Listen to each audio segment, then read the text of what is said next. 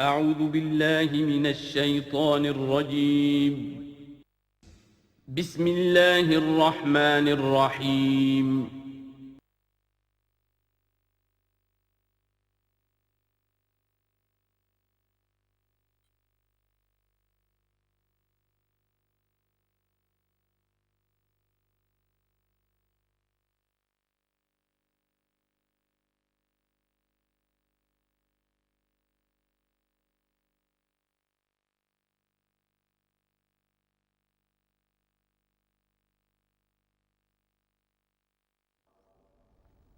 الحمد للہ وکفیٰ والصلاة والسلام علی عبادہ الذین اصطفیٰ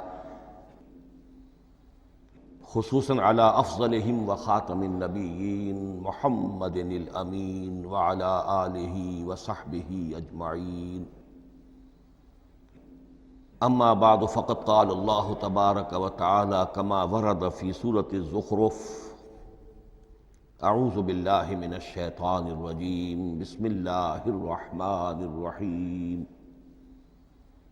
حامیم والکتاب المبین انا جعلناہ قرآنا عربیا لعلکم تعقلون وانہ فی الکتاب لدینا لعلی حکیم. وقال تبارک وتعالی کما ورد فی سورة الواقعہ: فلا اقسم بمواقع النجوم وانہ لقسم لو تعلمون عظیم انہ لقرآن کریم فی کتاب مکنون لا یمسہ الا المطہرون تنزیل من رب العالمین. وقال عز وجل کما ورد فی آخر سورة الفجر: بل هو قرآن مجید فی لوح محفوظ. صدق اللہ العظیم. رب اشرح لی صدری ویسر لی امری واحلل عقدۃ من لسانی یفقہوا قولی. اللہم ربنا الہمنا رشدنا واعذنا من شرور انفسنا. اللہم ارنا الحق حقا وارزقنا اتباعہ وارنا الباطل باطلا وارزقنا اجتنابہ. اللہم ارحمنا بالقرآن العظیم واجعلہ لنا اماما ونورا وہدی ورحمہ. اللہم ذکرنا منہ ما نسینا وعلمنا منہ ما جہلنا وارزقنا تلاوتہ آناء اللیل وآناء النہار واجعلہ لنا حجتا یا رب العالمین آمین. تعارف قرآن کے ضمن میں سب سے پہلی بات جو سمجھنے کی ہے وہ یہ کہ قرآن مجید کے بارے میں ہمارا اجمالی عقیدہ کیا ہے. یہ 3 جملوں پر مشتمل ہو سکتا ہے. ہمارے نزدیک قرآن اللہ کا کلام ہے جو محمد الرسول اللہ صلی اللہ علیہ وسلم پر نازل ہوا. اور تیسرے یہ کہ یہ مکمل محفوظ شکل میں موجود ہے بنوعاً، اس میں نہ کوئی تحریف ہوئی ہے نہ کوئی تبدیلی ہوئی ہے. یہ کم سے کم 3 اجزاء ہیں ہمارے عقیدے کے قرآن مجید کے بارے میں. لیکن اب اس کی کچھ علمی توضیحات. سب سے پہلے یہ کہ کلام ہونا، اس کا اللہ کا کلام ہونا، اس لیے کہ آپ کے علم میں ہے کہ تورات جو حضرت موسیٰ علیہ السلام کو دی گئی تھی وہ لکھی ہوئی شکل میں پتھر کی تختیوں پر لکھی ہوئی صورت میں دی گئی تھی، اور قرآن مجید کی تنزیل جو محمد رسول اللہ صلی اللہ علیہ وسلم پر ہوئی ہے وہ ایک مختلف صورت میں ہوئی ہے. اس کو قرآن مجید خود اللہ کا کلام قرار دیتا ہے. چنانچہ سورہ توبہ کی آیت ہے، آیت نمبر 6: وَإِنْ أَحَدٌ مِّنَ الْمُشْرِكِينَ اسْتَجَارَكَ فَأَجِرْهُ حَتَّى يَسْمَعَ كَلَامَ اللَّهِ ثُمَّ أَبْلِغْهُ مَأْمَنَهُ. جب ہجرت کے 9ویں سال آخری وارننگ دی گئی تھی مشرکین عرب کو کہ اب صرف تمہیں چند مہینے کی مہلت دی جا رہی ہے، اس دوران میں آخری فیصلہ کر لو اسلام قبول کرنا ہے یا نہیں، اس لیے کہ اس کے بعد مشرکین عرب کے لیے کوئی رعایت نہیں ہوگی، جو لوگ اسلام قبول نہیں کریں گے انہیں تہہ تیغ کر دیا جائے گا۔ فَإِذَا انْسَلَخَ الْأَشْهُرُ الْحُرُمُ فَاقْتُلُوا الْمُشْرِكِينَ حَيْثُ وَجَدتُّمُوهُمْ، جب یہ مہلت ختم ہو جائے تو ان مشرکین کا قتل عام کرو۔ اس کی وضاحت پھر جب سورہ توبہ ہم پڑھیں گے تو اس وقت ہوگی، اس وقت یقیناً ذہن میں کچھ اشکالات آئیں گے، لیکن اس وقت اس ضمن میں تفصیلی بحث کا موقع نہیں۔ اب اس میں ایک استثناء رکھا گیا کہ ایک مشرک ہے، وہ چاہتا ہے کہ اتنا بڑا چیلنج جو ہمیں دے دیا گیا تو ہمیں موقع دیا جائے کہ ہم آئیں، آپ کے پاس بیٹھیں، کچھ دن رہیں، اللہ کا کلام سنیں، آپ کیا بات منوانا چاہتے ہیں، اس کے لیے کیا دلائل ہیں، اس کو اچھی طرح سمجھیں، اس کا ہمیں موقع ہونا چاہیے۔ اس کے لیے یہ آیت نازل ہوئی کہ وَإِنْ أَحَدٌ مِّنَ الْمُشْرِكِينَ اسْتَجَارَكَ، اے نبی اگر ان مشرکین میں سے کوئی شخص آپ سے پناہ طلب کرے فَأَجِرْهُ، اسے پناہ دیجئے، حَتَّى يَسْمَعَ كَلَامَ اللَّهِ، یہاں تک کہ وہ اللہ کا کلام سن لے، ثُمَّ أَبْلِغْهُ مَأْمَنَا، پھر یہ بھی نہیں کہ اسی وقت اسے کہا جائے کہ تم مانتے ہو یا نہیں مانتے، نہیں، پھر اسے اس کے امن کے مقام پر پہنچا دو۔ یہ جو آیت ہے اس میں لفظ کلیئر آ گیا کہ قرآن مجید اللہ کا کلام ہے، لیکن اب اسی تل کے اوٹ میں پہاڑ والا مسئلہ ہے، ٹپ آف آئس برگ، اس کے نیچے وہ کتنا بڑا تودہ ہوتا ہے۔ کلام جو ہے اللہ تعالیٰ کی صفت ہے،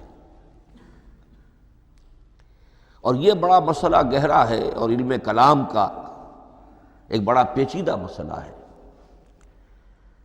کہ ذات باری تعالیٰ اور اس کی صفات کے مابین کیا ربط و تعلق ہے۔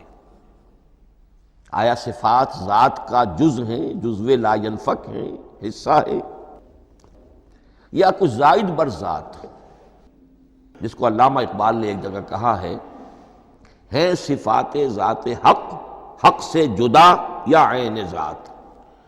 یہ ہمارے علم کلام کا ایک بڑا پیچیدہ مسئلہ ہے، لیکن یہ کہ اس میں متکلمین کا جو تقریباً اجماعی فیصلہ ہے وہ دو لفظوں میں آتا، لا عین ولا غیر۔ اللہ کی صفات نہ تو اس کی ذات کا عین ہے نہ اس کی ذات سے غیر ہے، بہت پیچیدہ شکل ہے، اور یہ بھی اس وقت کا میرا موضوع نہیں ہے، میں صرف کسی اور موضوع کے لیے صرف حوالے دے رہا ہوں۔ بہرحال قرآن مجید کا جو تعلق ہے ذات باری تعالیٰ کے ساتھ، وہ اس مسئلے سے بخوبی واضح ہو جاتا ہے کہ چونکہ یہ اللہ تعالیٰ کی صفت ہے، اور صفت کو ہم یہ نہیں کہہ سکتے کہ وہ ذات باری تعالیٰ سے جدا ہے، یہ بھی نہیں کہہ سکتے کہ اس کی ذات کا جزو لا ینفک ہے، کچھ اسی طرح کا تعلق ہے قرآن مجید کا ذات باری تعالیٰ کے ساتھ۔ لیکن یہ مسئلہ قرآن مجید میں خود بیان ہوا، اور سورہ حشر کی آیت میں تو یہ فرمایا گیا، اللہ تعالیٰ نے اپنے اس کلام کی عظمت کو یوں بیان کیا، وہ عظمت کما ہیا، جیسے کہ وہ فی الواقع ہے، اور جس کا کہ گویا کہ پورا ادراک ہمارے لیے اپنی بہت سی محدودیتوں کی وجہ سے ممکن نہیں ہے، لیکن ایک تمثیل کے پیرائے میں سمجھایا، لو انزلنا ھذا القرآن علی جبل لرأیتہ خاشعا متصدعا من خشیۃ اللہ وتلک الامثال نضربها للناس لعلهم یتفکرون۔ اگر ہم نے اس قرآن کو کسی پہاڑ پر اتار دیا ہوتا تو تم دیکھتے کہ وہ دب جاتا اور پھٹ جاتا اللہ کے خوف سے۔ اور یہ مثالیں ہیں جو ہم لوگوں کے لیے بیان کرتے ہیں تاکہ وہ غور کریں، تدبر کریں، سمجھیں۔ ما لا یدرک کلہ لا یترک کلہ، اگرچہ بتمام و کمال عظمت قرآن کا فہم ان کے لیے ممکن نہیں ہے، لیکن کسی درجے میں تو کچھ انعکاس اس کا ہو جائے، کچھ اندازہ ہو جائے، انسان اپنی ذہنی سطح کے اعتبار سے، اس کی مناسبت سے کسی درجے میں عظمت قرآن کا اندازہ کر لے، تو اللہ تعالیٰ کے ان الفاظ کو سامنے رکھے کہ لو انزلنا ھذا القرآن علی جبل لرأیتہ خاشعا متصدعا من خشیۃ اللہ۔ اب اس آیت کو سمجھنے کے لیے سورہ اعراف کی آیت نمبر 143 کو سمجھنا ہوگا، اسی اصول کے تحت کہ القرآن یفسر بعضہ بعضا، قرآن کا ایک حصہ دوسرے حصے کی تشریح کرتا ہے۔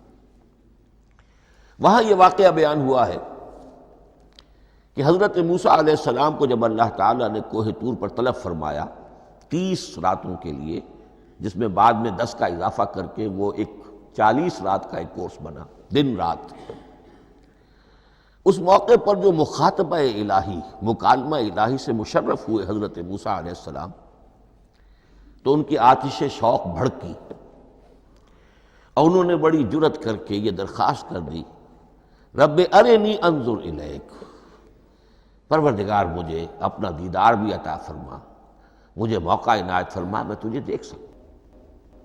یہ ان کی وہ آتش شوق کا مسئلہ ہے۔ لیکن جواب کیا ملا؟ لن ترانی، تو مجھے ہرگز نہیں دیکھ سکتے، ولیکن انظر الی الجبل فإن استقر مکانہ فسوف ترانی۔ لیکن ظاہر بات ہے کہ حضرت موسیٰ علیہ السلام کو بات سمجھانے کے لیے کچھ مشاہدہ بھی کرانا تھا۔ فرمایا تم مجھے نہیں دیکھ سکتے، البتہ اس سامنے کے پہاڑ پر نگاہ جماؤ، ہم اس پر اپنی ایک تجلی ڈالیں گے۔ یہ اگلی الفاظ کے اندر وضاحت ہے، میں یہاں پہلے سے بیان کر رہا ہوں سمجھانے کے لیے۔ اگر وہ پہاڑ ہماری اس تجلی کو، تجلی کسے کہتے ہیں؟ جلا، روشنی، تو اللہ تعالیٰ کی طرف سے وہ خاص اس کے نور کا جب پرتو ہوتا ہے کسی شے پر تو وہ اس کی تجلی ہے۔ ہم اپنی ایک تجلی اس پہاڑ پر ڈالیں گے، اگر وہ اس کو جھیل جائے، اپنی جگہ کھڑا رہ جائے، تو تم سمجھنا کہ شاید تم بھی ہمیں دیکھ سکو۔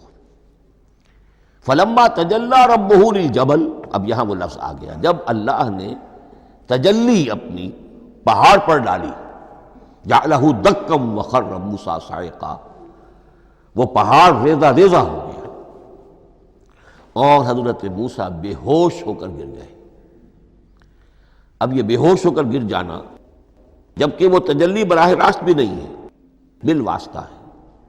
مشاہدہ جو کر رہے حضرت موسیٰ وہ بالواسطہ ہے، تجلی پہاڑ پر ہے، لیکن یہ کہ اس کا بھی بالواسطہ اس کا جو ہوا ہے، اس کی جو تاثیر ہوئی حضرت موسیٰ علیہ السلام پر کہ وہ اس کی تاب نہ لا سکے اور بے ہوش ہو کر گر گئے۔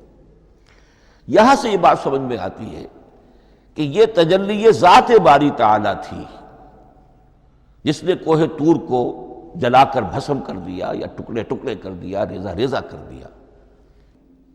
اب ذات الہی کے ساتھ جو تعلق ہے کلام الہی کا، اور یہ صفت جو لا عین ولا غیر کے درجے میں ہے ذات کے ساتھ، تو وہی تاثیر اس کلام الہی کی بھی ہے۔ لو انزلنا هذا القرآن على جبل لرأيته خاشعا متصدعا من خشية الله وَتِلْكَ الْأَمْثَالُ نَضْرِبُهَا لِلنَّاسِ لَعَلَّهُمْ يَتَفَكَّرُونَ۔ اس حقیقت کو اس دور میں میں اپنے مطالعے کی محدودیت کا اعتراف کرتے ہوئے عرض کر رہا ہوں کہ میرے نزدیک جس قدر پرشکوہ انداز میں علامہ اقبال نے بیان کیا ہے، اسی کیفیت کو وہ شاید اس کی کوئی مثال نہ مل سکے۔ فاش گویم آنچ در دل مضمر است، یہ کتابیں نیست چیزیں دیگر است۔ میں صاف ہی کہہ دیتا ہوں جو میرے دل میں چھپی ہوئی بات ہے۔ فاش گویم آنچ در دل مضمر است، یہ کتابیں نیست، اس قرآن کو کتاب نہ سمجھنا، یہ کچھ اور شے ہے، چیزیں دیگر است۔ اب وہ چیزیں دیگر کیا ہے؟ وہی جو میں نے عرض کیا، ذات باری تعالیٰ اور کلام کا صفت باری تعالیٰ ہونا، اس کے بنا پر جو مناسبت ہے، جو قرب ہے، جو مشابہت ہے۔ مثل حق پنہاؤ ہم پیداستو، زندہ و پائندہ و گویاستو۔ اس کلام میں اللہ تعالیٰ کی ساری صفات کا انعکاس موجود ہے۔ یہ بات ویسے بھی سمجھ میں آتی ہے، کوئی شخص ذرا گفتگو کرے، چند جملے جب وہ ادا کرے گا اپنی زبان سے، تو معلوم ہو جائے گا کہ اس کے فہم کا، اس کی دانش کا، اس کے مطالعے کا حدود اربع کیا ہے اور اس کے ذہن کی سطح کیا، سمجھ میں آ جائے گی بات۔ اس لیے کہ کلام جو ہے وہ متکلم کی پوری شخصیت کی عکاسی کر رہا ہوتا۔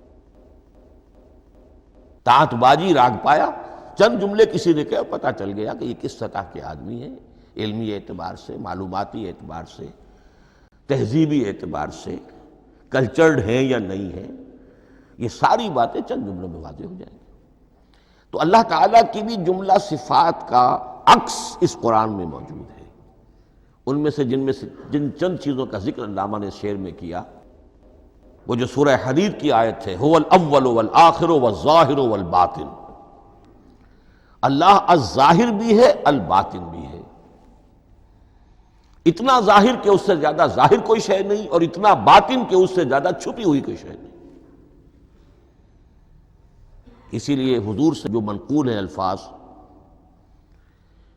کہ پروردگار انت الظاہر فلیس فوقک شیء وانت الباطن فلیس دونک شیء، یہی کیفیت قرآن کی ہے۔ مثل حق پنہاں و ہم پیداستو، پنہاں بھی ہے ظاہر بھی ہے، جیسے ذات باری تعالی، اور جیسے اللہ تعالیٰ کی شان ہے جو آیت الکرسی کے شروع میں آئی، الحی القیوم، مثل حق پنہاں و ہم پیداستو، زندہ ہو پائندہ ہو گویاستو۔ یہ قرآن جو ہے اللہ تعالیٰ کی صفات کا ایک عکس اپنے اندر رکھتا ہے۔ اس سے ذرا آگے چلیے، کلام کے بارے میں۔ اب کلام الہی ظاہر بات ہے کہ صفت ہے، اور صفت قدیم ہے۔ اللہ کی صفات حادث نہیں ہے، اللہ کی ذات بھی قدیم ہمیشہ سے ہے، اور اس کی صفات بھی قدیم ہمیشہ سے۔ اور یہ جو کلام الہی ہے، ظاہر بات ہے کہ یہ جو ہماری زبان کے حروف و اصوات ہیں، کلام الہی تو ان سے منزہ ہے، مبرہ ہے، ماورا ہے، اعلیٰ ہے، عرفہ ہے۔ ہماری زبانوں کے حروف و اصوات، الفابیٹس جگہ جگہ تبدیل ہو جائیں گے، انگریزی کے کچھ اور ہیں، اردو کے کچھ اور ہیں، عربی کے کچھ اور ہیں۔ کلام الہی ان تمام سے آگاہ، عرفہ، منزہ اور مبرہ ہے۔ یہ کلام الہی جب بھی نازل ہوا ہے، ظاہر بات ہے حضرت موسیٰ پر اگر کتاب اتاری گئی، وہ بھی علم الہی سے آئی، لیکن وہ عبرانی زبان میں آئی۔ حضرت عیسیٰ علیہ السلام پر انجیل اتاری گئی، ہم یقین سے نہیں کہہ سکتے، دو میں سے کسی ایک زبان میں اتاری گئی ہوگی، یا عبرانی ہوگی، اس لیے کہ شام کے جس علاقے میں، فلسطین کے جس علاقے میں ان کی پیدائش ہوئی، اور جہاں وہ دعوت و تبلیغ کے لیے گھومتے رہے، اس کے عوام کی زبان تھی آرامی، اور خواص کی زبان تھی عبرانی، ہیبریو۔ تو یا تو وہ بھی تورات کی طرح عبرانی ہی میں نازل ہوئی تھی، یا آرامی میں ہوگی، لیکن اب کوئی نسخہ نہ ہیبریو کا، کوئی قدیم نسخہ دنیا میں موجود ہے، نہ آرامی کا۔ جو سب سے پرانا نسخہ ملتا ہے انجیل کا، وہ اس کا ترجمہ ہے، لیٹن زبان کا ترجمہ ہے، یا گریک ترجمہ ہے، اصل کوئی نہیں۔ بہرحال جب وہ کلام الہی محمد الرسول اللہ پر نازل ہوا، اب اس نے حروف و اصوات کا وہ جامہ پہنا کہ جو عربی زبان کے ہیں۔ یہی وجہ دیکھیے، میں نے جو آیت سورہ حامیم، یہ جو سلسلہ سور ہے اس میں سے سورہ زخرف کی آیت جو میں نے آپ کو سنائی، حامیم والکتاب المبین انا جعلناہ قرآنا عربیا لعلکم تعقلون، ہم نے بنا دیا ہے اپنے اس کلام کو قرآن عربی، اس کو عربی حروف و اصوات کا جامہ ہم نے پہنا دیا ہے، انا جعلناہ قرآنا عربیا لعلکم تعقلون، کہ چونکہ مخاطب اول جو قوم تھی امیین، ان کی زبان عربی تھی، لعلکم تعقلون، تاکہ تم اس کو سمجھ سکو۔ اب اس سے آگے چلیے، اصل قرآن مجید کے 3 مقامات سے معلوم ہوتا ہے، اصل قرآن اللہ کے پاس ہے۔ یہ قرآن جو ہمارے پاس ہے، مصحف عثمان رضی اللہ تعالی عنہ، یہ اس قرآن کی مصدقہ نقل ہے۔ اصل قرآن کہاں ہے؟ ایک جگہ فرمایا بل ہوا قرآن مجید فی لوح محفوظ، لوح محفوظ میں ہے، اصل قرآن وہاں ہے۔ اسی طریقے سے اسی سورہ زخرف کی اگلی آیت کیا ہے؟ ہم نے اسے عربی قرآن بنا کر اتارا، لیکن اصل قرآن کیا ہے؟ وَإِنَّهُ فِي أُمِّ الْكِتَابِ لَدَيْنَا لَعَلِيٌّ حَكِيمٌ، حقیقت میں تو یہ ام الکتاب میں ہے جو ہمارے پاس ہے، اور علی ہے بہت بلند، حکیم بڑی حکمت والا، یا محکم مضبوط۔ حکیم کے دونوں معنی ہیں۔ استحکام بھی اسی ہے کاف اور میم کے مادے سے بنا ہے، کسی شے کا پختہ ہو جانا، مضبوط ہو جانا، اور عقل کی پختگی وہ حکمت ہے، وہ دانائی ہے۔ اس اعتبار سے نوٹ کیجئے اصل قرآن کہاں ہے؟ لوح محفوظ میں۔ اصل قرآن کہاں ہے؟ ام الکتاب میں۔ اسی کو کہا گیا ہے ایک اور مقام پر فی صحف مکرمۃ مرفوعۃ مطہرۃ بأیدی سفرۃ کرام بررہ۔ یہ قرآن، اصل قرآن تو بڑے صحیفوں میں، ان صحیفوں میں ہے، ان صفحات میں ہے، ان اوراق میں ہے، جس کی شان کیا ہے؟ مکرمۃ، جن کی انتہائی تعظیم کی جاتی ہے، مطہرۃ، نہایت پاک صحیفے، فی صحف مکرمۃ مرفوعۃ، بلند و بالا، مطہرۃ بِأَیْدِی سفرۃ کرام بررہ، ان فرشتوں کے ہاتھ میں جو بہت باعزت، بہت اونچے درجے کے، ان کے ہاتھوں میں ہے۔ وہ لوگ ہیں کہ جو جن کی تحویل میں ہے یہ کلام پاک، فی صحف مکرمۃ مرفوعۃ مطہرۃ بِأَیْدِی سفرۃ کرام بررہ۔ اب اسی کو بیان کیا ہے سورہ واقعہ میں، فلا اقسم بمواقع النجوم، تو نہیں، میں قسم کھاتا ہوں ستاروں کے ڈوبنے کی جگہ کی۔ وَإِنَّهُ لَوْ تَعْلَمُونَ لَقَسَمٌ عَظِيمٌ، وَإِنَّهُ لَقَسَمٌ لَوْ تَعْلَمُونَ عَظِيمٌ، اور اگر تم جان سکتے تو یہ بہت بڑی قسم ہے جو ہم نے کھائی ہے، بہت بڑی گواہی ہے جو ہم نے پیش کی ہے۔ اب تدریجاً اس کا انکشاف ہو رہا ہے۔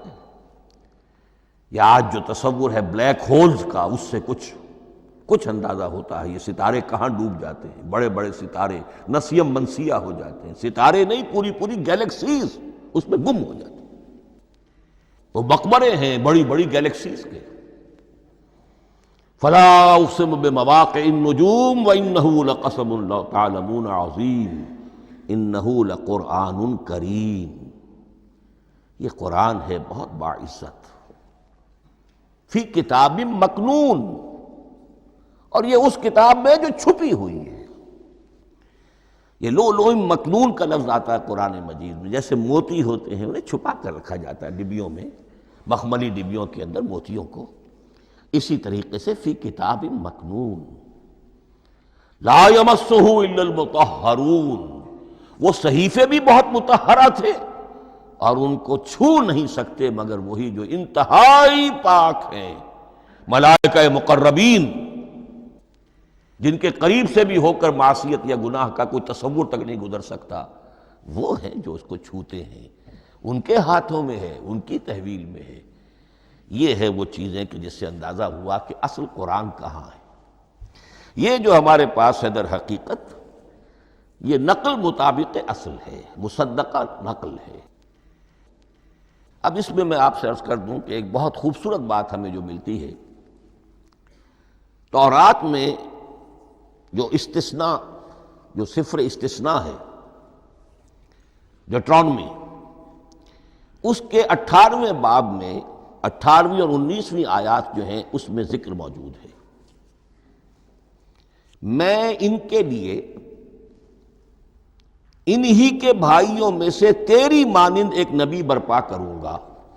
اللہ تعالیٰ کلام فرما رہے ہیں یہاں حضرت موسیٰ علیہ السلام سے، آج بھی موجود ہے، اولڈ ٹیسٹمنٹ، ڈیوٹرانومی، یا کتاب استثناء سفر استثناء اس کا 18واں باب اس کی 18ویں اور 19ویں آیات جب چاہیں جا کر دیکھ لیں۔ میں ان کے لیے ان کے بھائیوں ہی میں سے تیری مانند ایک رسول اٹھاؤں گا، میں ان کے لیے انہی کے بھائیوں میں سے تیری مانند ایک نبی برپا کروں گا اور اپنا کلام اس کے منہ میں ڈالوں گا، اور جو کچھ میں اس سے کہوں گا وہی وہ ان سے کہے گا۔ یہ ہے جو پیشین گوئی ہے محمد الرسول اللہ صلی اللہ علیہ وسلم کی۔ اور یہاں وہ فرق واضح کر دیا گیا، اے موسیٰ تم سے تو یا تو ہم نے کلام کیا ہے یا تمہیں جو کتاب دی ہے وہ لکھی ہوئی دی ہے، لیکن جو نبی تیری ہی مانند میں برپا کروں گا۔ اب اس میں بھی نوٹ کرنے کی بات ہے کہ حضرت موسیٰ کے مشابہ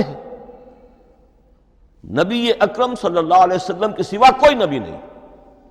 صاحب کتاب وہ بھی تھے، صاحب کتاب محمد بھی ہیں، صاحب امت وہ بھی تھے، اور صاحب امت محمد الرسول اللہ ہے تیری مانند۔ صاحب شریعت، حضرت عیسیٰ صاحب شریعت نہیں تھے، شریعت موسوی ہی کو نافذ کرنے کے لیے آئے تھے۔ ان کی حیثیت دین موسوی کے مجدد کی تھی، ویسے نبی تھے، اللہ کے فضل و کرم سے نبی تھے، اس میں کوئی شک نہیں، رسول تھے، لیکن یہ کہ ان کے کام کی نوعیت کیا تھی، اس لیے کہ کوئی نئی شریعت لے کر نہیں آئے۔ اب بھی انجیل میں الفاظ موجود ہیں، don't think I have come to destroy law, جو موزائک لا جسے یہ کہتے ہیں، شریعت موسوی، وہ تم پر نافذ رہے گی، تم اس کی پابندی کرو گے، چونکہ صاحب شریعت رسول یا موسیٰ یا محمد صلی اللہ علیہ وسلم علیہ الصلوۃ والسلام۔ تو میں ان کے بھائیوں میں سے، اب بھائی کون ہوں گے؟ ظاہر بات ہے بنی اسرائیل، ان کے کزنز کون ہیں؟ بنی اسماعیل۔ بنی اسرائیلی تو جو بھی نبی ہے وہ انہی میں سے ہے، ان کے بھائیوں میں سے، تو بھائی تو ہوگا، ان کا کزن ہوگا، اب وہ کون ہے؟ بنی اسماعیل۔ تو ان کے بھائیوں میں سے گویا کہ غیر اسرائیلی جو ان کے قریب ترین قرابت دار ہوں گے وہ بنو اسماعیل ہیں۔ تیرے مانند صاحب شریعت نبی میں برپا کروں گا، لیکن اس پر جو میرا کلام اترے گا وہ کس شکل میں اترے گا؟ میں اپنا کلام اس کے منہ میں ڈالوں گا، اور پھر وہ جو کچھ کہے گا وہ وہی کہے گا جو میں نے کہا ہے۔ اب اس کے حوالے سے ایک بہت اہم بات سمجھ لیجئے، اور قرآن مجید کے 2 اہم مقامات کی وضاحت اس سے ہو جائے گی۔ یہ کلام اللہ، قرآن مجید میں اس کو قول جبرائیل بھی کہا گیا ہے۔ کلام اللہ حضرت جبرائیل کے ذریعے سے جب ادا ہوا ہے تو قول جبرائیل ہے، اور پھر جب وہ محمد الرسول اللہ کی زبانی ادا ہوا تو قول رسول ہے، قول محمد ہے صلی اللہ علیہ وسلم۔ یہ قول اللہ بھی ہے، قول جبرائیل بھی ہے، اور قول محمد بھی ہے بیک وقت۔ یہ بات دیکھیے سورۃ تکویر، اذا الشمس کورت، انہ لقول رسول کریم ذی قوت عند ذی العرش مکین مطاع ثم امین وما صاحبکم بمجنون۔ یہ یہاں پر حضرت جبرائیل کا ذکر ہو رہا ہے۔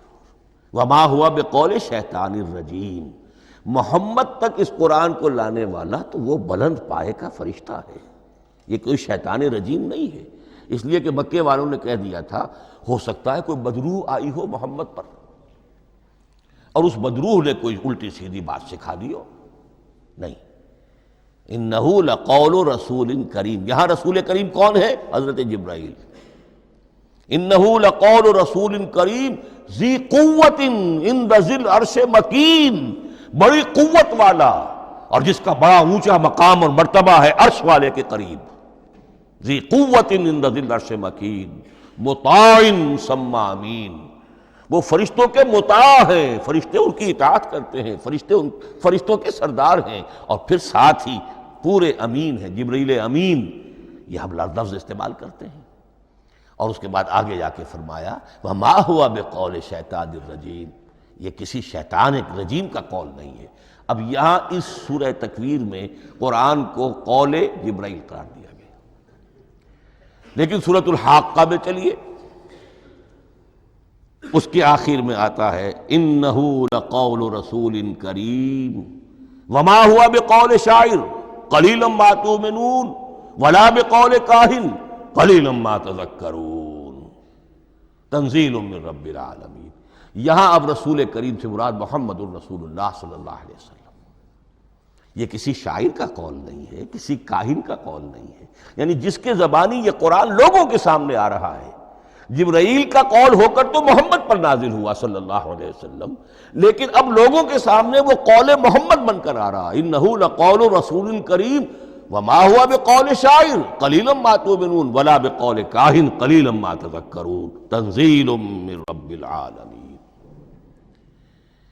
تو قرآن مجید کلام اللہ ہے، پھر وہ قول جبرائیل بنا جب جبرائیل نے آ کر محمد کو سنایا، اور پھر وہ قول محمد بنا جب محمد کی زبان مبارک سے لوگوں نے اسے سنا، اہل عرب نے سنا، اور پھر وہ بات پھیلتی چلی گئی۔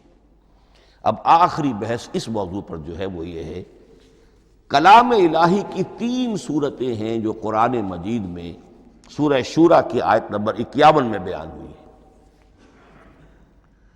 وَمَا كَانَ لِلْبَشَرٍ أَن يُكَلِّمَهُ اللَّهُ، کسی بشر، کسی انسان کی یہ حیثیت نہیں ہے، مقام نہیں ہے کہ اللہ اس سے کلام کرے۔ یہ نہیں کہا کہ اللہ کے لیے ممکن نہیں ہے، نہیں، اللہ کے لیے تو ہر شے ممکن ہے، لیکن کسی بشر کا یہ مقام نہیں ہے کہ اللہ اس سے کلام کرے۔ مخلوق ہے، بشر ہے۔ ما کان لبشر ان یکلمہ اللہ الا اب 3 شکلیں آئیں، الا وحیا او من وراء حجاب او یرسل رسولا فیوحی باذنہ ما یشاء انہ علی حکیم۔ 3 صورتیں ہیں کلام الہی کی۔ یا تو براہ راست اللہ وحی کرتا ہے بغیر کسی فرشتے کی درمیان میں ذریعہ بنائے ہوئے، اسی کا نام الہام ہے، اسی کا نام تحدیث ہے۔ یہ غیر نبی کے ساتھ بھی ہوتا ہے۔ حضور نے فرمایا ہر نبی کی امت میں محدث ہوتے تھے جن سے اللہ کلام کرتا تھا، اور میری امت کا محدث عمر ہے رضی اللہ تعالی عنہ۔ محدث، محدث نہیں، محدث کے معنی ہے علم حدیث کا ماہر۔ امام بخاری محدث ہیں، امام مسلم محدث ہیں۔ محدث تحدیث سے مفعول بنا، جس سے بات کی جاتی ہے۔ محدث، اللہ بات کرتا ہے، اللہ دل میں ڈال دیتا ہے، القاء ہو جاتا ہے، الہام ہو جاتا ہے، کوئی فرشتہ درمیان میں نہیں، براہ راست۔ دوسری شکل کلام کی کیا ہے؟ او من وراء حجاب، یہ ہمارے علم کی حد تک صرف حضرت موسیٰ علیہ السلام کی شان ہے، استثنائی شان۔ وَكَلَّمَ اللَّهُ مُوسَىٰ تَكْلِيمًا، اور موسیٰ کے ساتھ تو اللہ نے کلام فرمایا جیسے کہ کلام کیا جاتا ہے۔ فرق کیا تھا؟ من وراء حجاب، پردہ تھا، دیکھ نہیں سکتے تھے، تبھی تو ان کی وہ آتش شوق بھڑکی تھی۔ کیا قیامت ہے کہ چلمن سے لگے بیٹھے ہیں، صاف چھپتے بھی نہیں، سامنے آتے بھی نہیں، کلام بھی فرما رہے ہیں، لیکن یہ کہ بات مجھے دیدار عطا کرنے کے لیے تیار نہیں، رب ارنی انظر الیک۔ لیکن یہ جو کلام ہے ہمارے علم کی حد تک براہ راست اس دنیا میں حضور سے ہوا ہے معراج کی شب، لیکن وہ 7ویں آسمان پر ہوا۔ اس دنیا میں ہمارے علم کی حد تک یہ کلام براہ راست من ورائے حجاب صرف حضرت موسیٰ علیہ السلام کی استثنائی شان ہے۔ اور تیسرا ہے او یرسل رسولا فیوحی باذنہ ما یشاء، یا تیسری صورت یہ کہ اللہ کسی پیغامبر کو بھیجتا ہے جو وحی کرتا ہے جو اللہ چاہتا ہے۔ یہ تیسری شکل ہے وحی کی۔ قرآن مجید اس تیسری شکل میں نازل ہوا ہے محمد الرسول اللہ صلی اللہ علیہ وسلم پر۔ حضور کو جو الہام ہو جاتے تھے، جو حضور کو القاء ہو جاتا تھا، جو آپ کے دل میں براہ راست اللہ کی طرف سے وحی آتی تھی، وہ قرآن میں شامل نہیں ہے۔ اگرچہ حضور کے خواب بھی سچے تھے، وہ بھی اللہ کی طرف سے ہوتے تھے، شیطان کی آمیزش نہیں ہو سکتی تھی، لیکن یہ بھی قرآن میں شامل نہیں ہے۔ قرآن میں شامل ہے تیسری قسم کی وحی، او یرسل رسولا، پھر ہم بھیجتے ہیں ایک پیغامبر کو فرشتوں میں سے، اللہ یستفی من الملائکۃ رسلا ومن الناس، اللہ چن لیتا ہے فرشتوں میں سے بھی اپنا پیغامبر اور انسانوں میں سے بھی۔ تو فرشتے کے ذریعے سے ایک فرشتہ جو اللہ سے لیتا ہے اور انسان رسول انسان تک پہنچا دیتا ہے۔ اب وہ رسول انسان، رسول بشر جو ہے وہ اپنے ہم نوع ہم جنس لوگوں کو پہنچاتا ہے۔ تو اللہ یستفی من الملائکۃ رسلا ومن الناس، یہاں وہی بات فرمائی، او یرسل رسولا فیوحی باذنہ ما یشاء، پھر وہ وحی کرتا ہے اللہ کے حکم سے جو اللہ چاہتا ہے۔ یہ کلام الہی کی یہ تیسری شکل ہے جو محمد الرسول اللہ صلی اللہ علیہ وسلم پر نازل ہوا، اور وہ ہے قرآن حکیم۔ اب ایک اور بحث جو علمی ہے وہ یہ ہے کہ حضور پر جو اس کا نزول ہوا اس کی کیفیات کیا تھی۔ دو الفاظ استعمال ہوتے ہیں، انزال بھی اور تنزیل بھی۔ ان دونوں میں فرق کیا ہے اس کو نوٹ کر لینا چاہیے۔ لغوی اعتبار سے جان لینا چاہیے، نزل ینزل کسی کا خود اترنا، نازل ہونا، اترنا۔ انزل ینزل دفعتاً اتار دینا، کسی اور نے کسی شے کو دفعتاً نیچے اتار دیا۔ یہی مفہوم نزلہ کے ساتھ بے لگ جائے تو آ جاتا ہے، با کے ساتھ نزلہ بہی، یہ اتارنے کے مفہوم میں آئے گا۔ لفظی ترجمہ یہ بھی کر سکتے وہ اترا اس شے کے ساتھ۔ نزلہ بہ الروح الامین، اس کو لے کر نازل ہوا خود روح الامین فرشتہ علی قلبک، اے محمد صلی اللہ علیہ وسلم آپ کے قلب مبارک پر۔ تو نزلہ بے اور انزال اس کے معنی ایک ہی ہے، لیکن اگلا لفظ ہے تنزیل، نزل ینزل تنزیلا، اس کے معنی ہے رفتہ رفتہ، تدریجاً، نجماً نجماً، تھوڑا تھوڑا کر کے، وقفے وقفے سے اتارنا۔ جیسے عربی میں اعلام کہیں گے کسی کو کچھ بتا دینا، باخبر کر دینا، مطلع کر دینا، بھائی مطلع کر دیا میں نے، اب تم جانو تمہارا کام، یہ اعلام کہلائے گا۔ تعلیم کسے کہتے ہیں؟ سکھانا، درجہ بدرجہ، دیکھنا اس کی استعداد کیا ہے، آج یہ کیا بات سمجھ سکتا ہے، میں اتنے ہی درجے تک سمجھاؤں، اب کل میں اسے مزید سمجھاؤں گا، پرسوں مزید سمجھاؤں گا۔ یہ درجہ بدرجہ کسی شے کو سمجھانا، یہ تعلیم ہے۔ تو انزل ینزل انزالا، یہ ہے اتار دینا دفعتاً، اور نزل ینزل تنزیلا، یہ ہے تدریجاً اتارنا۔ اب قرآن مجید کے لیے یہ دونوں الفاظ مستعمل ہیں، لیلۃ القدر اور لیلۃ المبارکہ۔ اب یہ دو بھی نوٹ کر لیجئے، قرآن مجید میں چونکہ اہم مضامین کم سے کم دو جگہ پر ضرور آتے ہیں۔ انا انزلناہ فی لیلۃ القدر، یہاں انزلنا ہے، نزلنا نہیں ہے، انزلنا ہے، ہم نے اتارا اس کو لیلۃ القدر میں۔ اور باقی صورت تو آپ کو یاد ہوگی، وما ادراک ما لیلۃ القدر، لیلۃ القدر خیر من الف شہر، تنزل الملائکۃ والروح فیہا باذن ربہم من کل امر، سلام ہی حتی مطلع الفجر۔ لیکن یہ اہم مضمون قرآن مجید میں دوسری جگہ بھی ہے، سورہ دخان کے شروع میں فرمایا حامیم والکتاب المبین انا انزلناہ فی لیلۃ مبارکۃ انا کنا منذرین فیہا یفرق کل امر حکیم امرا من عندنا انا کنا مرسلین رحمتا من ربک انہ هو السمیع العلیم۔ یہ لیلۃ المبارکہ ہے، ایک ہی ہے، لیلۃ القدر اور لیلۃ المبارکہ، ان دونوں کے لیے وہی انزلنا کا لفظ آیا۔ لیکن یہ کہ سابقہ کتابوں کے اعتبار سے قرآن مجید کا فرق واضح کیا گیا ہے۔ مثلا سورہ نساء کی آیت نمبر 136 بہت نمایاں ہے، بہت نمایاں ہے۔ وہاں فرمایا گیا یا ایھا الذین آمنوا آمنوا باللہ ورسولہ والکتاب الذی نزل علی رسولہ والکتاب الذی انزل من قبل۔ اے ایمان کے دعوے دارو، حقیقتاً ایمان لاؤ، ایسے ایمان لاؤ جیسے ایمان لانے کا حق ہے، اللہ پر بھی اور اس کے رسول پر بھی، اور اس کتاب پر بھی جو اللہ نے اپنے رسول پر نازل فرمائی، اور اس کتاب پر بھی جو اللہ نے پہلے نازل فرمائی۔ لیکن نازل کے لیے یہاں آیا حضور کے لیے والکتاب الذی نزل علی رسولہ، تنزیل کی شکل میں، اور تورات کے لیے والکتاب الذی انزل من قبل، وہ تو دفعۃ واحدا لکھی ہوئی تختیوں کی شکل میں حضرت موسیٰ علیہ السلام کو دے دی گئی تھی۔ تو یا ایھا الذین آمنوا آمنوا باللہ ورسولہ والکتاب الذی نزل علی رسولہ والکتاب الذی انزل من قبل۔ یہ جو تنزیل ہوئی ہے حضور پر، یعنی لیلۃ القدر میں جو رمضان مبارک میں ہے، پورا قرآن لوح محفوظ سے، کتاب مکنون سے، ام الکتاب سے نقل کر کے اتار دیا گیا سمائے دنیا تک۔ پہلا آسمان جسے ہم کہتے ہیں سمائے دنیا، وہ آسمان جو قریب ترین ہے دنیا کے، وہاں سے اب یہ درجہ بدرجہ تھوڑا تھوڑا چند آیتیں، چند سورتیں، پھر آیتیں، پھر سورتیں، یہ نازل ہوا محمد الرسول اللہ صلی اللہ علیہ وسلم پر۔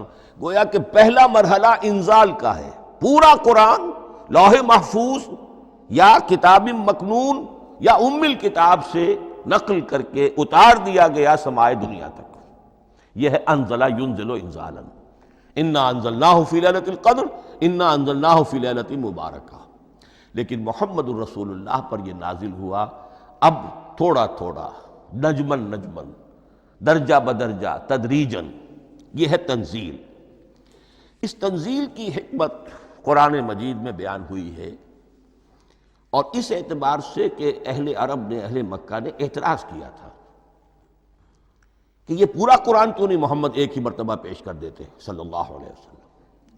اس میں جو چیز مضمر تھی وہ یہ تھی کہ چونکہ یہ حقیقت میں اللہ کا کلام نہیں ہے، یہ محمد کا اپنا کلام ہے، تو کوئی شاعر دنیا میں ایسا نہیں ہے جو ایک دم اپنا پورا دیوان دے دے۔ وہ تو ساری عمر میں تھوڑا تھوڑا، آج غزل کہی، کل قصیدہ کہا، پرسوں کچھ اور کہا، پھر وہ جمع ہوتا ہے تو وہ دیوان بنتا ہے۔ اسی طریقے سے تو یہ کر رہے ہیں۔ اگر یہ اللہ کا کلام ہوتا تو بیک وقت آ جاتا۔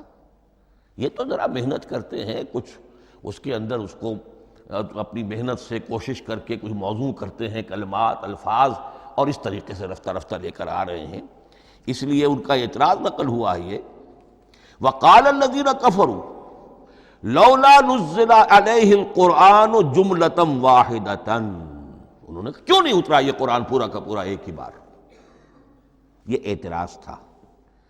اس اعتراض کے جو جوابات دیے گئے ہیں وہ نوٹ کیجئے کہ لوگوں کے حق میں یہ مفید ہے، یہ پورے قرآن کا تحمل ایک وقت میں کر نہیں سکتے۔ یہ پورا قرآن تو ایک ہی مرتبہ اگر پہاڑ پر بھی اتار دیا جاتا تو وہ پھٹ جاتا، دب جاتا۔ وَقُرْآنًا فَرَقْنَاهُ لِتَقْرَأَهُ عَلَى النَّاسِ عَلَى مُكْثٍ وَنَزَّلْنَاهُ تَنزِيلًا، سورہ بنی اسرائیل آیت 106۔ یہ وہ قرآن ہے جس نے ہم نے جس کو ٹکڑے ٹکڑے کر کے، فرق نہ ہو، فرق توڑ دینا، تھوڑا تھوڑا کر کے ہم نے کر دیا، لِتَقْرَأَهُ عَلَى النَّاسِ عَلَى مُكْثٍ، تاکہ آپ اسے پڑھ کر سنائے لوگوں کو وقفے وقفے سے، تاکہ وہ سہار سکیں، سنبھال سکیں، برداشت کر سکیں۔ وَنَزَّلْنَاهُ تَنزِيلًا، اسی وجہ سے ہم نے اسے نازل کیا ہے بطرز تنزیل، بطرز انزال نہیں، بطرز تنزیل۔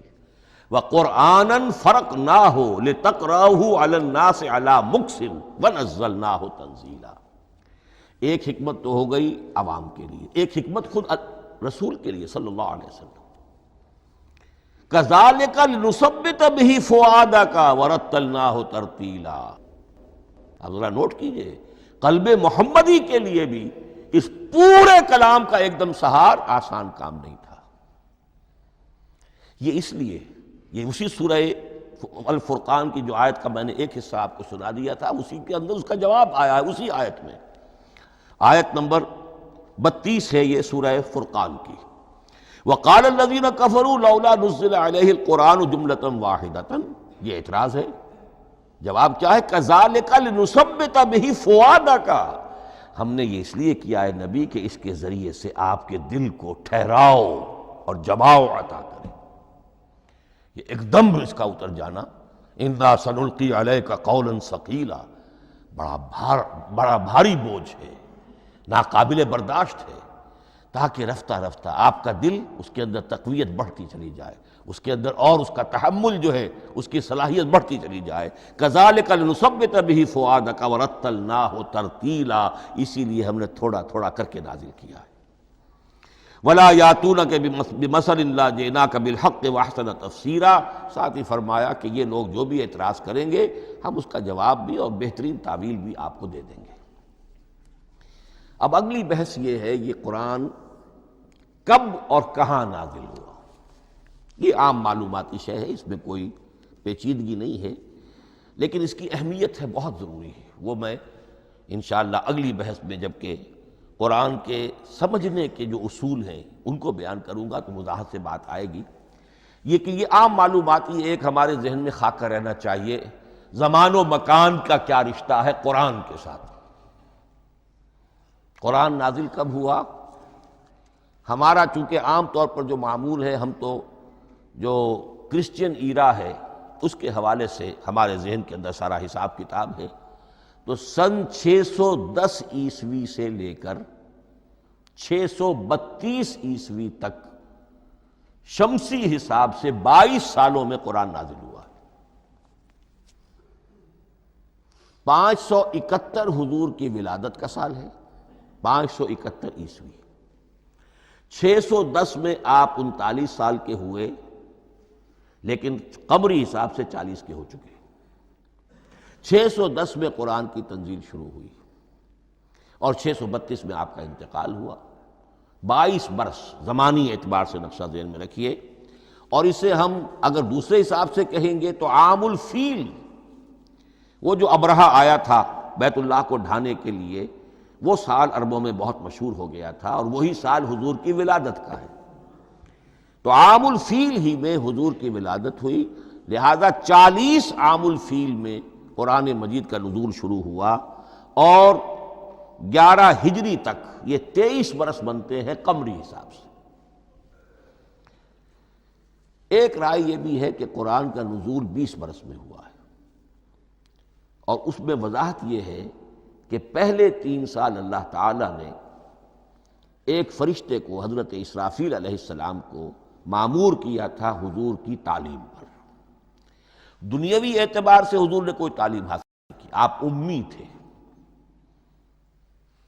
آپ نے دنیاوی اعتبار سے کسی کے سامنے زانو تلمس طے نہیں کیا، کہیں کوئی تعلیم حاصل نہیں کی، کہیں کوئی تحصیل علم نہیں کی، لیکن اللہ تعالیٰ نے علمہ شدید القویٰ، اللہ تعالیٰ نے جو کچھ انہیں سکھایا ہے، جو علم انہیں عطا کیا ہے، تو ایک روایت یہ ہے کہ 3 برس تک، اور اس کے بعد پھر قرآن نازل ہونا شروع ہوا، تو 20 برس تک قرآن نازل ہوا۔ لیکن وہ لوگ بھی مانتے ہیں کہ سورہ علق کی آیتیں نازل ہو چکی تھی، پھر 3 برس کا وقفہ ہے۔ سورہ علق کی آیتیں کیا ہے؟ جو پہلی وحی ہے، اقرأ بسم ربک الذی خلق، خلق الانسان من علق، اقرأ وربک الاکرم الذی علم بالقلم، علم الانسان ما لم یعلم۔ گویا کہ بسم اللہ ہو رہی ہے محمد الرسول اللہ صلی اللہ علیہ وسلم کی تعلیم کی، اور جن گھرانوں میں یہ رواج ابھی تک چل رہا ہو، بسم اللہ بچوں کی کراتے ہیں، ایک تقریب کی شکل میں منعقد کرتے ہیں، ہمارے ہاں یہ رواج تھا، اب ہم چھوڑ چکے ہیں، کہ جو تقریب بھی حضور کی اور صحابہ کی زندگیوں سے ثابت نہ ہو، ہمیں کوشش کرنی چاہیے کہ ان تقریبات کا سلسلہ منقطع کریں۔ ما انا علیہ واصحابی، ہماری تقریبات جو ہیں وہ بس وہیں تک محدود رہنی چاہیے۔ بہرحال وہ جو ایک چلتی ہے روایت، 4 سال 4 مہینے 4 دن کا بچہ یا بچی ہو تو بسم اللہ یہی آیتیں پڑھی جاتی ہیں۔ پڑھ تو نہیں سکتا، انگلی رکھ کر پڑھانے والا کوئی عالم دین بیٹھ جاتا ہے سامنے، وہ نہا دھو کر بچہ یا بچی بیٹھی ہوئی ہے، اور اس کو اقرأ بسم ربک الذی خلق، خلق الانسان من علق، اقرأ وربک الاکرم الذی علم بالقلم، علم الانسان ما لم یعلم۔ اب اس میں تو سارا پڑھنے پر زور ہے، حصول علم پر زور ہے، کسی تبلیغ کا حکم ہی نہیں، ابھی رسالت کا کوئی تذکرہ کچھ بھی نہیں، اس میں تو قیامت کا بھی کوئی ذکر نہیں۔ اب اس کے بعد روایت یہ ہے کہ 3 برس تک پھر حضرت اسرافیل دن رات حضور کے ساتھ رہے ہیں اور آپ کی تعلیم ہوئی ہے، اور پھر 3 برس کے بعد پھر وحی کا سلسلہ شروع ہوا ہے، واللہ عالم۔ لیکن یہ کہ جب سورہ اقرا نازل ہو چکی ہے، اس کی 5 آیتیں، تو وہ 3 برس بھی اس کا وقفہ شمار ہوں گے، زمانہ نزول پھر وہی 23 برس رہے گا۔ اسی کے ساتھ میں نے عرض کیا تھا کہ دوسری بات یہ، کہاں نازل ہوا قرآن؟ ایک لفظ میں تو یہ سمجھ لیجئے یہ حجاز میں نازل ہوا۔ حجاز جزیرہ نما عرب کا ایک خاص حصہ ہے، پہاڑی سلسلہ، یوں سمجھ لیجئے، اس کو ذہن میں رکھیے۔ جزیرہ نما عرب جو ہے وہ شمال سے جنوب کی طرف چوڑا ہوتا جاتا ہے، شمال میں شام اور عراق کی طرف جاتا ہے تو وہ تنگ ہے، پھر نیچے چوڑا ہو رہا ہے۔ اس کا جو مغربی ساحل ہے جس پر جدہ کی بندرگاہ بھی ہے، ینبو کی بھی ہے، اس کے کہیں وہ ایک میدان شروع ہوتا ہے ساحل سے، کہیں وہ بہت مختصر ہے، کہیں خاصا چوڑا ہے، اس کو کہتے ہیں تہامہ۔ پھر ایک پہاڑی سلسلہ ہے، اس کو کہتے ہیں حجاز۔ یہ پہاڑی سلسلہ جو ہے اس کے بعد جو ہے وہ نجد کہلاتا ہے، وہ سطح مرتفع ہے، پلیشو۔ تو یہ تین حصے ہیں جزیرہ نما عرب کے جغرافیائی اعتبار سے، اور حجاز کہتے بھی ہیں پردے کو، حاجزن، پردہ جو دو چیزوں کے درمیان حائل ہو جائے۔ تو یوں سمجھیے کہ یہ فلیٹ ہے نجد کا، اور یہ فلیٹ ہے میدان، یہ ہے تہامہ کا، اور درمیان میں یہ پہاڑی سلسلہ کھڑا ہوا ہے، تو یہ گویا کہ ان دونوں کو جدا کر رہا، یہ حجاز ہے۔ اس حجاز ہی کا شہر مکہ ہے، اس حجاز ہی کا شہر مدینہ ہے، اس حجاز ہی کا شہر طائف ہے، اس حجاز ہی کی آخری ٹپ سمجھ لیجئے تبوک ہے۔ تو حضور صلی اللہ علیہ وسلم کی پوری زندگی آغاز وحی کے بعد سے لے کر وہ اسی علاقے کے اندر، پہلے آپ مکے میں تھے، قرآن مجید کی جو صورتیں اس دور میں نازل ہوئیں، یہ آیتیں نازل وہ مکیات کہلاتی ہیں۔ پھر آپ نے ہجرت کی، اور ہجرت کر کے جب آپ جا رہے تھے اس دوران میں بھی کچھ قرآن نازل ہوا اثناء ہجرت میں۔ پھر آپ مدینہ تشریف فرما ہوئے، اب وہ ہم کہتے ہیں مدنی قرآن، لیکن مدنی قرآن سارا مدینے میں نازل نہیں ہوا۔ آپ کبھی جا رہے کسی مہم پر، کسی جنگ کے لیے، غزوہ بدر کے لیے آ گئے ہیں، تو وہاں جو آیات نازل ہو رہی ہیں وہ مدینے میں تو نہیں ہو رہی۔ براڈ تقسیم تو یہی ہے، مکی مدنی۔ ہجرت سے قبل جو کچھ نازل ہوا وہ مکی، ہجرت کے بعد جو کچھ نازل ہوا وہ مدنی۔ لیکن صرف مدنی کہنا صحیح نہیں ہے۔ اثناء سفر تبوک، اتنا طویل سفر ہے آپ کا، اس کے دوران آتے جاتے قرآن نازل ہوتا رہا۔ لیکن یہ بات نوٹ کر لیجئے کہ پورا قرآن حجاز ہی میں نازل ہوا ہے۔ یہ تمام شہر، یہ تمام علاقہ حجاز کہلاتا ہے۔ ایک اور بحث جو ہم اسی اپنی پہلی نشست میں مکمل انشاءاللہ کر لیں گے، وہ ہے محفوظیت قرآن کی بحث۔ میں نے عرض کیا تھا کہ تین چیزوں پر ہمارا عقیدہ مشتمل ہے۔ یہ اللہ کا کلام ہے، نمبر ایک، نازل ہوا محمد الرسول اللہ پر صلی اللہ علیہ وسلم، اسی لیے ہم نے کلام سے متعلق کچھ مباحث علمی گہرائی میں اتر کر وہ سمجھے، حضور پر اس کے نزول، انزال اور تنزیل کے مختلف مراحل کو سمجھا۔ اب اس کی محفوظیت کے اعتبار سے واقعہ یہ ہے کہ واحد کتاب ہے پوری دنیا میں، واحد کتاب جس کے بارے میں دشمن بھی تسلیم کرتے ہیں، چاہے وہ اسے اللہ کا کلام نہ مانے، لیکن یہ مانتے ہیں کہ بعین ہی وہ شے جو محمد نے اپنی امت کو دی تھی آج بھی امت کے پاس صحیح موجود ہے۔ ظاہر بات ہے اگر تو اسے اللہ کا کلام مانے، وہی مانے، تب تو مسلمان ہی ہو گئے۔ وہ تو یہی کہتے ہیں کہ بہرحال محمد نے چاہے خود لکھا، تصنیف کیا، جو بھی کچھ کیا اس کو چھوڑ دیجئے، لیکن جو شے محمد نے اپنی امت کو دی تھی صلی اللہ علیہ وسلم، بعین ہی وہ شے موجود ہے۔ تو یہ محفوظیت قرآن کی جو ہے، جبکہ کوئی اور دنیا کی کتاب اس کی مدعی ہی نہیں۔ تورات والوں کا سرے سے یہ دعویٰ ہی نہیں ہے۔ وہ تورات تو گم ہو گئی تھی نبوکدنضر کے حملے کے وقت، اس کے بعد سے دنیا میں تورات کا وجود نہیں ہے، اور پھر 100 برس کے بعد اپنی یادداشتوں سے مرتب کی ہے یہ تورات جو آج ہمارے سامنے ہے۔ انجیل کا جیسا کہ میں عرض کر چکا ہوں، کوئی نسخہ جو ہے نہ عبرانی کا موجود ہے نہ آرامی زبان کا ہے۔ دنیا کی کوئی کتاب نہیں جو دعویٰ کر سکتی ہو۔ یہ قرآن جو شروع ہوتا ہے ذالک الکتاب لا ریب فیہ، یہ دعویٰ دنیا کی کسی اور کتاب نے خود کیا بھی نہیں۔ اس کی بھی جس قدر پرشکوہ الفاظ میں علامہ اقبال نے اس کی ترجمانی کی ہے، انہی کا حصہ ہے۔ حرف اورا ریب نئے، تبدیل نئے، آیش شرمندہ تعویل نئے۔ اس قرآن کے کسی حرف میں کوئی تحریف ہو جانا نہیں، امکان ہی نہیں، قطعی طور پر۔ کسی لفظ کا بدل دیا جانا نہیں، حرف اورا ریب نئے، تبدیل نئے۔ اس میں کسی کا شک پر مبنی ہونا نہیں، آیش شرمندہ تعویل نئے، اس کی آیت کوئی بھی ایسی نہیں جسے تروڑا مروڑا جا سکے، یہ اپنی حفاظت خود کرتی ہے۔ لا یاتیہ الباطل من بین یدیہ ولا من خلفہ، حامیم السجدہ کی آیت نمبر 42، اس پر باطل حملہ آور ہو ہی نہیں سکتا۔ انا نحن نزلنا الذکر وانا لہ لحافظون، ہم ہی نے یہ الذکر نازل کیا ہے اور ہم ہی اس کی حفاظت کرنے والے ہیں۔ جہاں تک پہلے ٹکڑے کا تعلق ہے اس آیت مبارکہ کا، اس میں تو تورات بھی آئے گی۔ تورات کس نے نازل کی؟ اللہ نے نازل کی۔ انجیل کس نے نازل کی؟ اللہ نے نازل کی۔ انا انزلنا التوراۃ فیہا ھدی ونور، یہ سورہ مائدہ میں الفاظ ہیں۔ انجیل کے بارے میں بھی ہم نے انجیل عطا کی عیسیٰ کو، فیہ ھدی ونور، لیکن یہ کہ انا نحن نزلنا الذکر، اس کو اس قدر تاکید کے ساتھ کہہ کر وَإِنَّا لَهُ لَحَافِظُونَ، اور ہم ہی اس کے محافظ ہیں۔